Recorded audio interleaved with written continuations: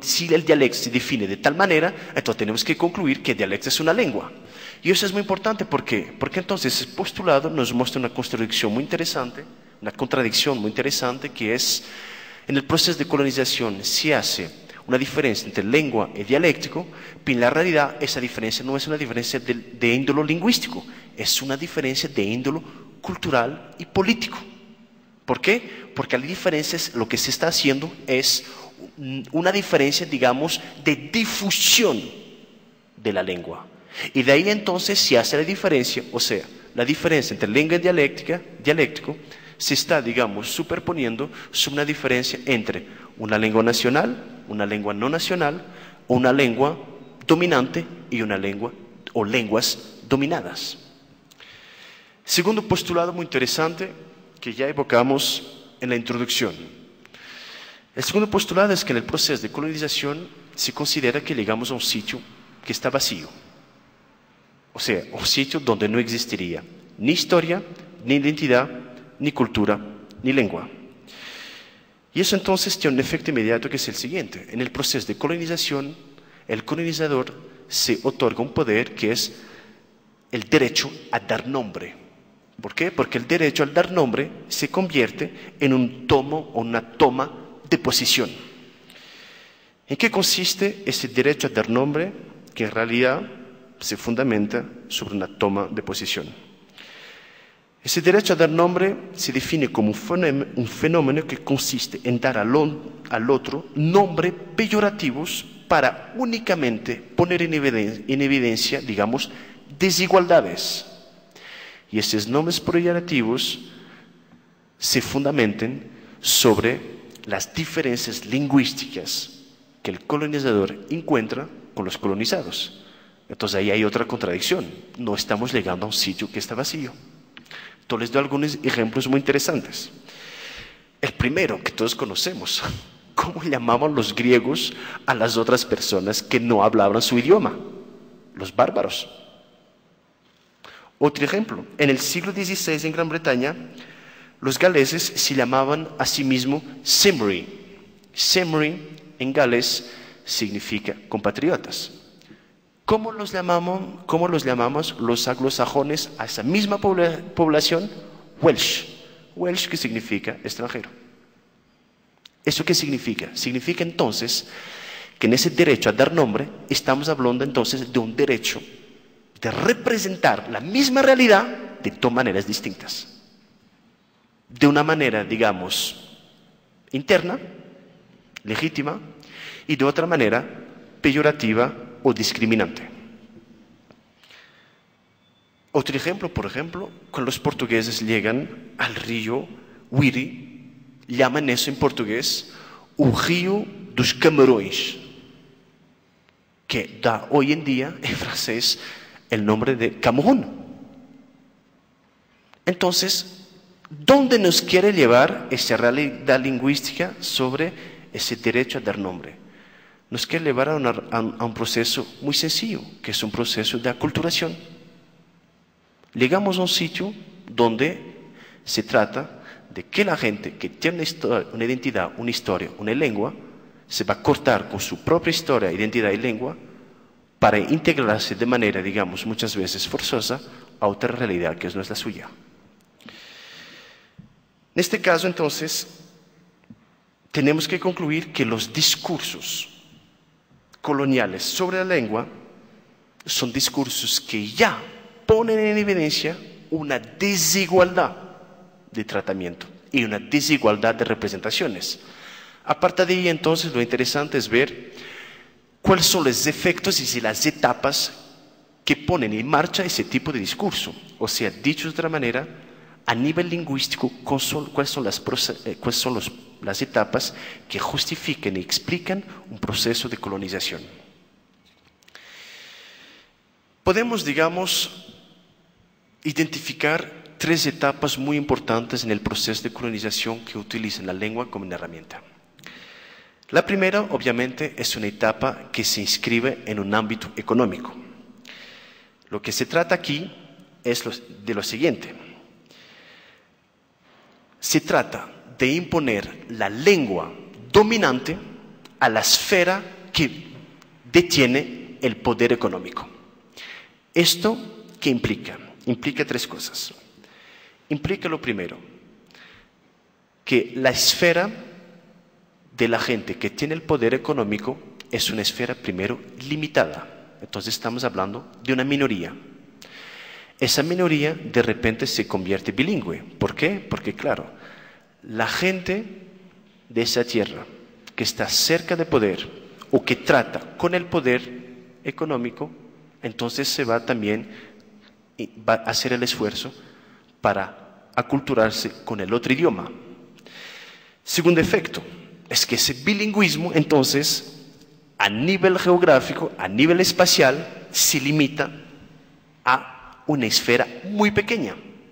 Lo que implica entonces aquí es que el idioma de la lengua o la lengua dominada se integra a esa esfera como una inyección. Y tercero elemento, ¿qué pasa con la gran mayoría? La gran mayoría se queda monolingüe. Entonces, ¿esto qué tiene como efectos? Tiene efectos los siguientes. Estamos asistiendo a lo que se llama a una exclusión en dos tiempos. Primero, una exclusión de la lengua o de las lenguas de los dominados. Entonces, exclusión también de la lengua de la esfera del poder. ¿De qué poder? Del poder económico. Y segunda exclusión es la exclusión de los hablantes de esas lenguas, que están excluidos de esas esferas económicas. ¿Y eso por dónde pasa? Pasa por lo siguiente, pasa por decretos, pasa por procesos, pasa por leyes, normativas o políticas lingüísticas que hacen que, por ejemplo, la lengua del dominante de repente se convierte en la lengua administrativa, en la lengua oficial, en la lengua de los tribunales. Les doy un ejemplo. A partir de 1880 en Estados Unidos, cuando ya estábamos llegando a la fase, digamos, de una cierta paz, se empezaron entonces a crear escuelas donde estaban perfectamente excluidas las lenguas indígenas para poner únicamente la lengua inglesa como objeto de enseñanza. Otro ejemplo, en 1969, y no estamos hablando de hace mucho tiempo, que se impuso a los indígenas de Huayna, de Guyana, se impuso el francés. Y nunca se preocuparon, o nunca nos preocupamos por intentar, digamos, transcribir a nivel escrito esa lengua. Esa es la primera etapa, que es una etapa vertical. Vertical en el sentido que estamos hablando de relación de poder. La segunda etapa es una etapa horizontal, que no consiste, digamos, en establecer distinciones de clases, sino al contrario, hacer escalas geográficas. Entonces aparecen ahí nuevas distinciones que son muy interesantes, que es, por ejemplo, la ciudad contra el campo. La ciudad tiene un idioma, el campo tiene otro.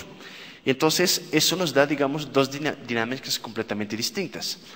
Ya que la ciudad está más próxima del poder, entonces con el tiempo la ciudad, que al principio era bilingüe, se transforma en monolingüe. Pero, ¿con cuál idioma? Con el idioma de la lengua dominada o del colonizador. En el caso del campo, estamos hablando de una población que era monolingüe, que tenía su propia lengua, aunque, por ejemplo, hubiera varias lenguas en varias zonas distintas geográficas. Y entonces, a medida del tiempo, ese proceso monolingüe se transforma en un proceso bilingüe. ¿Por qué? Porque ellos conservan su propio idioma, pero van aprendiendo el otro. O sea, ¿de qué estamos hablando aquí? Estamos hablando aquí de dos fenómenos muy interesantes. Primero, la aculturación. Y segundo, la reproducción. ¿La reproducción de qué? La reproducción de desigualdades sociales. Y la reproducción de relaciones de poder. Y llegamos entonces a la tercera etapa. La tercera etapa de esa glotofagia es la siguiente. Nos presenta una alternativa. La primera es la desaparición entonces de las lenguas locales. Y la segunda es el efecto de resistencia. Entonces intentamos analizar el primer punto, la alternativa, que es la desaparición de la lengua. ¿Cómo una lengua puede desaparecer? Hay varios factores de explicación.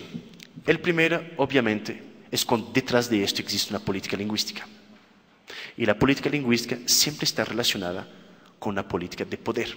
¿Qué quiero decir con eso? Quiero decir que si yo quiero instaurar mi poder y de una vez por todas evitar cualquier resistencia, lo que voy a hacer es, al imponer mi idioma y mi cultura, lo que hago es que entonces con las próximas generaciones rompo la relación entre estas relaciones y su propia historia. Segundo, es una cosa, digamos, ya más localizada a nivel del individuo, es lo que se llama el suicidio lingüístico. ¿Qué es un suicidio lingüístico? El suicidio lingüístico es cuando, por ejemplo, una familia que tiene su propio idioma relacionado con su propia historia, decide por una cuestión de integración, o más bien por una cuestión de no exclusión, de no hablar ese idioma con sus hijos y de hablar únicamente el idioma dominante. Y en este caso es realmente un suicidio lingüístico, porque es el propio individuo que hace que la lengua desaparece como tal. Y el tercer elemento obviamente es siempre una función de representación, una función social, que es ¿para qué me sirve de hablar este idioma si este idioma ya no tiene ningún efecto sobre la sociedad? Si no me sirve, por ejemplo, ni siquiera para estudiar. El segundo punto de la alternativa es la resistencia. Y la resistencia es un fenómeno muy interesante. ¿Por qué?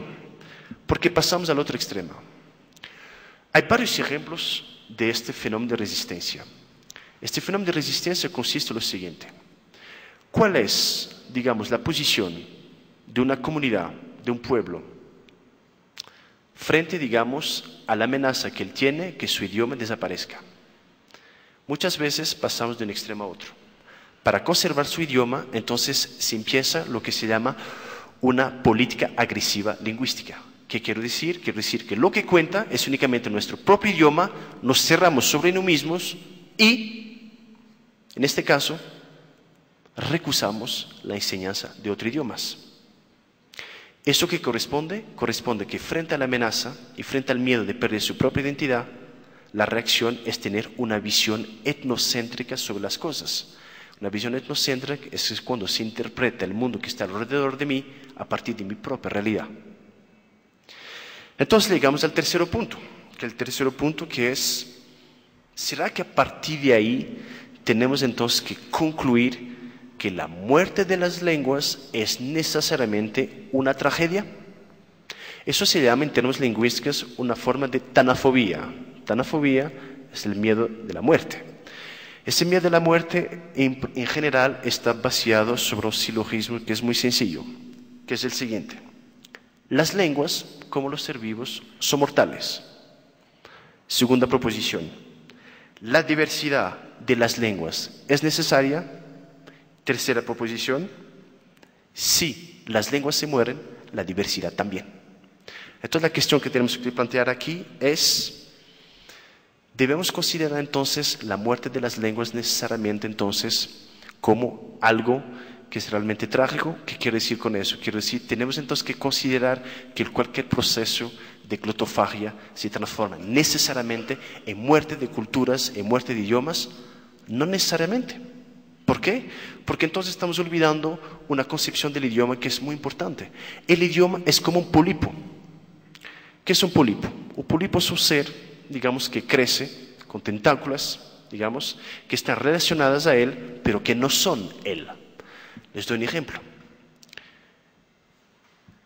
Podemos, obviamente, todos tener nostalgia por el latín. Y podemos entonces en este caso decir, bueno, qué lástima que la enseñanza del latín ya no exista, qué lástima que el latín murió. Pero esa muerte del latín no fue lo que permitió hoy en día la existencia de otros idiomas. ¿No fue la muerte del latín que permite la existencia de hoy del español, del italiano, del portugués, del francés? Entonces ahí llegamos a otra pregunta. ¿Cómo explicar entonces que en un proceso de glotofagia, en el cual se considera que es la muerte de las lenguas, en realidad se transforma o se convierte en una dinámica donde